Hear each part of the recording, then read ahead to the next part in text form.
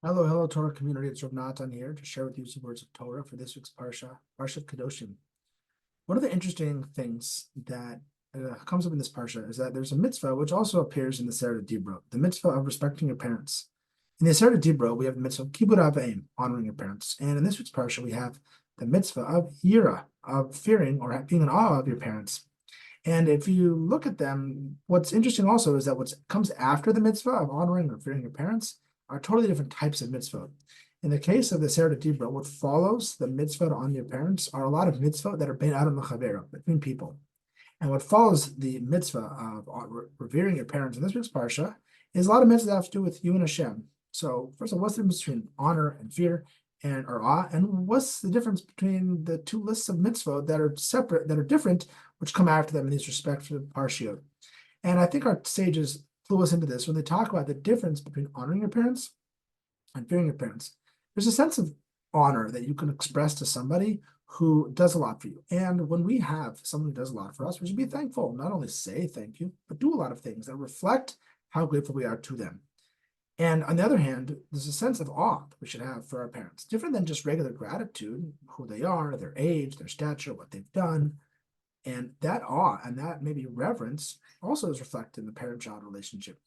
And part of the parent-child relationship is constantly oscillating with these two things, a sense of gratitude, but also a sense of awe. And part of emulating parents is that awe, and part of being thankful to them and doing the right thing by them is that gratitude, and they constantly interact together. I think maybe that could also be why in the two parshiot, what follows this mitzvah of honoring parents is totally different.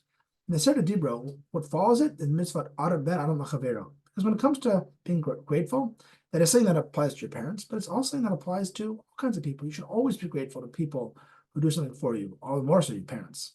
And in this week's Parsha Kedoshim, the idea of being in awe of your parents, that's something that relates to Hashem, because when we are in awe of our parents, have a certain reverence for our parents, have a certain respect for them, well, we practice to be able to have that same thing for Hashem.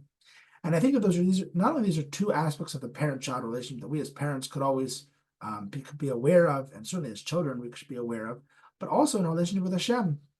Hashem exists as somebody who we should be grateful to, but also be in awe of.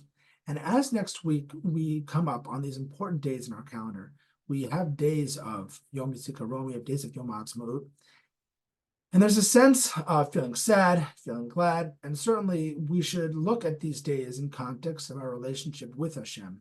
That on the one hand, there's this pain of Yom HaZikaron, and yet there's this of having a state of Israel. And part of it is being grateful to Hashem of the gift that we're given, and also being in awe of Hashem's ability to run the world and to be able to bring us to this moment. And I think both of those things are true, not only in relationship with our parents or kids to parents, but also to Hashem. Shabbat Shalom.